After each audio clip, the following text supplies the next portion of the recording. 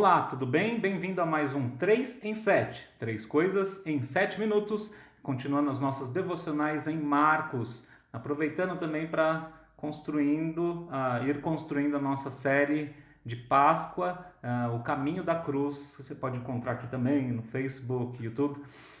Mas vamos lá continuar a nossa devocional aqui em Marcos. Mas lembra, você precisa de três coisas, três posturas nessa devocional. Primeiro, limpe a área e elimine distrações. Esse é um tempo de Deus, você e a palavra de Deus. Então, se concentra só com Deus e a palavra dele. Segunda coisa, leia ou ouça o texto na íntegra, todo ele, tá bom? Se são 6, 7 versículos, leia tudo. A terceira coisa da sua postura é que você preste atenção na leitura ou enquanto você ouve em coisas que você não é perfeito, não faz tão bem, ou das verdades apresentadas que você falha. Ao mesmo tempo que percebe as coisas que Deus faz de bom e como Ele é perfeito, e não tenha medo de fazer isso. Estamos no mesmo barco de pessoas que são necessitadas de Deus, tá bom? Vamos lá, o nosso 3 em 7. O texto é de Marcos capítulo 7, verso 24 a 30. O texto diz assim: Jesus saiu daquele lugar e foi para os arredores de Tiro e de Sidom. Entrou numa casa e não queria que ninguém o soubesse. Contudo, não conseguiu manter em segredo a sua presença. De fato, logo que ouviu falar dele, certa mulher cuja filha estava com um espírito imundo veio e lançou-se aos seus pés. A mulher era grega, cirofenícia de origem, e rogava a Jesus que expulsasse de sua filha o demônio. Ele lhe disse: deixe que primeiro os filhos comam até se fartar, pois não é correto tirar o pão dos filhos e lançá-los aos cachorrinhos. Ela respondeu: sim, Senhor. Mas até os cachorrinhos debaixo da mesa comem das migalhas das crianças. Então ele lhe disse: por causa desta resposta, você pode ir, o demônio já saiu da sua filha. Ela foi para casa e encontrou sua filha deitada na cama e o demônio já a deixara. Que Deus fale comigo, fale com você e fale conosco. Em nome de Jesus, amém. Você vê que nesse texto é aquele que ele sai lá daquele debate com os fariseus que queriam colocar um monte de regra acima da palavra de Deus, e Jesus, mostra para eles que o coração do homem é o que o torna impuro. Então ele se retira com os discípulos, explica melhor para eles, mas ele já está numa casa e depois se retira ainda mais desse tipo de ambiente. Está fora de Jerusalém, está fora de Israel agora. Então está no lugar onde tem os gentios.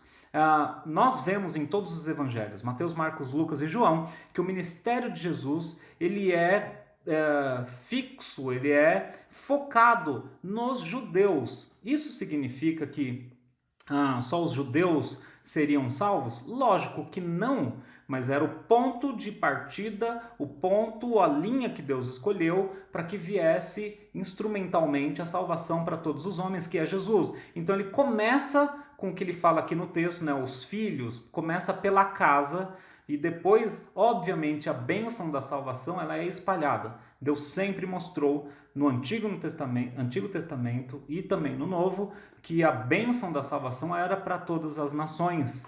Mas claro, quem cresce em Deus, na figura de Jesus Cristo como o único e suficiente Salvador, ok? Dito isso, a primeira verdade aqui apresentada é que a humildade e humilhação são a postura e a ação correta diante de Jesus. Humildade e humilhação são a postura e ação correta diante de Jesus. Uma mulher cirofenícia que não deveria estar se aproximando de um judeu e vice-versa, tem sistemas de crenças totalmente diferentes, mas ela percebe o que muitos mestres da lei judeus não estão percebendo. Ele é aquele que poderia fazer algo por ela. Ele é perfeito, ela não.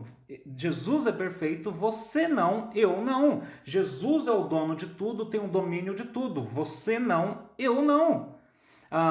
Ele é o mestre, você que aprenda com ele e eu que aprenda com ele, não o contrário. E cá para nós, muitas vezes a gente quer ensinar Deus e quer falar para Deus o que ele deve fazer e o que ele deveria estar fazendo no mundo. Jesus é o mestre, né? Essa mulher não, ela está reconhecendo tudo isso quando ela se joga nos pés dele e clama, roga para que Jesus expulse o demônio da filha dele. A verdade aqui para a gente é que humildade e humilhação são a postura e a ação correta diante de Jesus, né? Ele é o Criador, nós somos as criaturas dependentes dele. Talvez essa crise mostre para o mundo a nossa fragilidade, a nossa dependência de um poder maior. A Bíblia diz o tempo todo que esse Deus o declarado aqui na figura de Jesus traz salvação aos homens arrependidos. Segundo ponto, verdade aqui para a gente, é que podemos e devemos rogar pelos nossos filhos, pais, cônjuge, amigos, autoridades. Podemos e devemos rogar por eles. É o que a gente vê essa mulher fazendo. Ela se lança aos pés de Jesus, ela roga a Jesus o quê? Que expulsasse da filha o demônio. Parece que hoje em dia a gente tem um problema com isso, né? Que os pais reconheçam o demônio dos filhos, né? Que, nossa, a menina pinta e borda, mas aí é o professor que está errado, é o pastor que está errado, são as autoridades sempre que estão erradas, são os outros que estão errados, mas o filho e a filha são, que cuti-cuti, ele destruiu a escola inteira, destruiu a vida de alguém, mas eles estão certos. Né? Essa mulher reconhece, ela é humilde quanto a ela diante de Jesus e também quanto à família dela, e ela roga pelos dela, que é a própria filha, que ela está rogando pela filha, e nós podemos e devemos rogar pelos nossos, né? Uma dica aí, rogue pelo coração dos seus filhos, pais, parentes, amigos. Rogue pelo coração deles, pela transformação deles. Rogue para que eles vivam uma vida digna. Hoje em dia tem pais e mais pais protegendo muitos filhos de viver a vida, de pegar um ônibus, de levar não na vida, de quebrar a cara e de voltar e de chorar e de levantar e bater o pó da roupa e falar, não, eu vou de novo. Para de proteger teu filho, mas rogue pelo teu filho. Para de proteger tua filha, mas rogue por ela. Se tem alguém que pode cuidar, é o dono do universo, ok? E a terceira verdade aqui pra gente é que Jesus tem suas prioridades soberanas, né? Deus tem, o Pai tem, o Filho tem, o Espírito Santo tem, 3 em 1. Jesus tem prioridades soberanas e é o que ele diz para ela, deixe que primeiro os filhos comam. Não é certo tirar a comida dos filhos para jogar aos cães. Se falo isso hoje em dia, o nosso coração do século XXI palpita, a gente tem uma crise de ansiedade, não pode falar assim comigo. Jesus é o dono de tudo e ele pode sim. Pronto.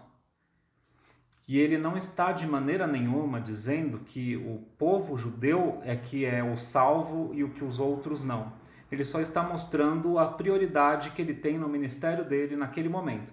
Depois, claro, como eu já disse, os discípulos, os apóstolos, eles estão espalhando isso, né? E ela entende as prioridades, ela entende a soberania de Jesus. Desde o começo ela fala, sim, Senhor, nai Kyrian. E alguém que quiser corrigir aí meu grego, posta aí.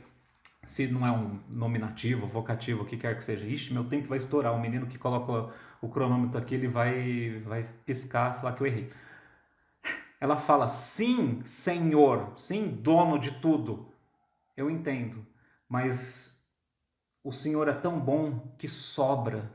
E é o que fala na primeira multiplicação de pães, é o que fala na segunda multiplicação de pães. Aqui em Marcos mesmo, se você voltar uma página, avançar um pouquinho a história, você vai ver que sobraram cestos e cestos de comida. Jesus tem as suas prioridades soberanas, mas ele continua sendo um Deus de amor, de graça e de misericórdia. Creia em Jesus como seu único e suficiente Salvador. Não queira fazer com que ele entre na tua história e que você mude a história do que Deus está fazendo. Entenda o que ele está fazendo e vá atrás dele. Ele que tem as prioridades e ele que manda, mas claro, ele continua sendo um Deus de amor, de graça e de misericórdia. As bênçãos de Deus são super abundantes. Deus abençoe.